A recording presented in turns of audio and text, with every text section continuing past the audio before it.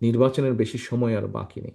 আপনারা গিয়ে যদি পরিকল্পনা করে, দল যার হাতেই ধানের শীষ দিয়েছে না কেন, আপনি থাকবেন ধানের শীষের পক্ষে, আপনি থাকবেন ধানের শীষের সাথে, আপনি থাকবেন। প্রার্থী আসবে, প্রার্থী যাবে, প্রার্থী চেঞ্জ হবে, প্রার্থী পর্যায়ক্রমে যাবে, ধানের শীষ রয়ে যাবে, দল রয়ে যাবে, আদর্শ রয়ে যাবে, পরিকল্পনা রয়ে যাবে দলের। কাজে আপনি ধানের শীষের পক্ষে কাজ করবেন।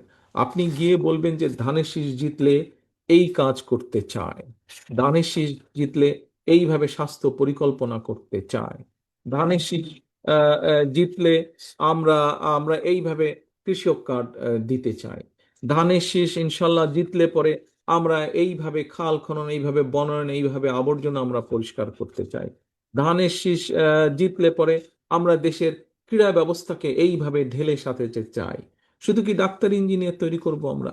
শুধু কি আমরা অন্যান্য পেশা তৈরি করব? আমরা কেন প্রফেশনাল খেলোয়াড় তৈরি করব না?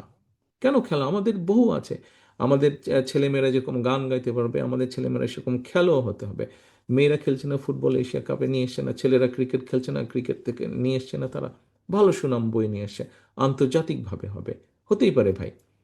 আহ, কেউ লেখাপড়ায় ভালো, কেউ খেলাধুলায় ভালো, আমরা সবার জন্য চেষ্টা করব স্কোপ তৈরি করতে। কিন্তু এই যে করব আমরা, এইগুলো জনগণকে জানতে হবে। তো আপনারা ছাড়া জনগণের পক্ষে জানা সম্ভব না। আপনি যদি না যান, আরেকজন যাচ্ছে, সে গিয়ে মিথ্যা বিভ্রান্তি ছড়াচ্ছে জনগণের মাঝে। কাজে আপনি এই মিথ্যা বিভ্রান্তি বন্ধ তখনই হবে যখন আপনি মাঠে হাজির হয়ে যাবেন। এই যে নির্বাচনটা আগামী কয়েকদিন পরে হবে, আমি 1 বছর আগে বলেছিলাম যে এই নির্বাচনটি আমরা যত সহজ ভাবছি, অ্যাকচুয়ালি নির্বাচনটি তত সহজ নয়। সেদিন অনেকেই আমার কথাটি একটু হেসে খেলে উড়িয়ে দিয়েছিলেন, কিন্তু আজকে কিন্তু আপনারা প্রত্যেকেই অনুধাবন করতে পারছেন আমার সেদিনকার কথার অর্থ। সহকর্মীবৃন্দ, আপনাদের সামনে আজকে যেই বিষয়গুলো উপস্থাপন করা হয়েছে, এই বিষয়গুলো আমাদের পরিকল্পনা। এই পরিকল্পনাগুলো দেশের মানুষের জন্য, এই পরিকল্পনাগুলো দেশের জন্য।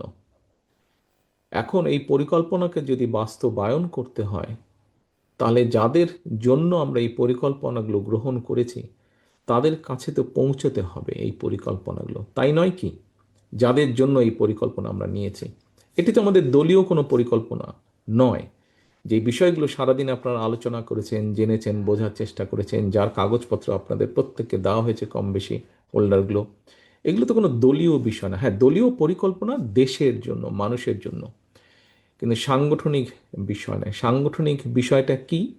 দেশ এবং মানুষ নিয়ে আমাদের যে দলীয় যে পরিকল্পনা, দেশ এবং মানুষকে ঘিরে, এই পরিকল্পনার কথাগুলো মানুষের কাছে পৌঁছে দিতে হবে। মানুষকে এর পক্ষে, মানুষকে সচেতন করতে হবে, এবং সচেতন করার মাধ্যমে মানুষের রায় আপনার দলের পক্ষে, ধানের শীষের পক্ষে আনতে হবে। নির্বাচনের দিন, ভোটের দিন, ভোটের মাধ্যমে রায় আনতে হবে।